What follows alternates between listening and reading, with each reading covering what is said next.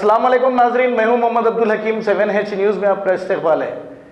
एर्राकुंटा Nimra hotel के पास NRC और CAA और NPR के खिलाफ एहतजाज किया गया है। अवाम ने बहुत ही साइलेंट तरीके से प्रोटेस्ट किया है, जिसमें खवातीन और बच्चों की कसीर तादाद थी। आइए देखते हैं हमारे नुमाइंदे सैयद आसिफ अली की ये रिपोर्ट।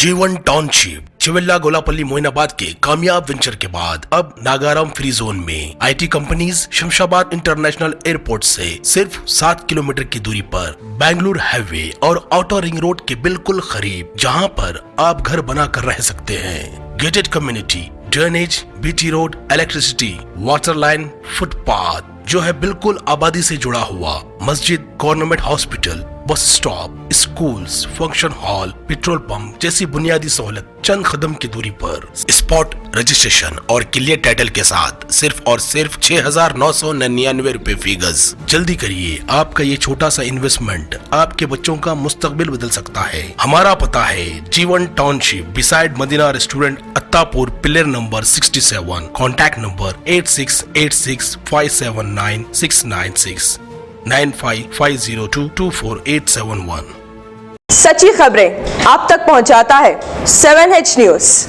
हकीकत जानिए, 7H न्यूज़ देखिए, लाइक कीजिए, शेयर कीजिए और सब्सक्राइब करना ना भूलें। 7H न्यूज़, आपकी आवाज़।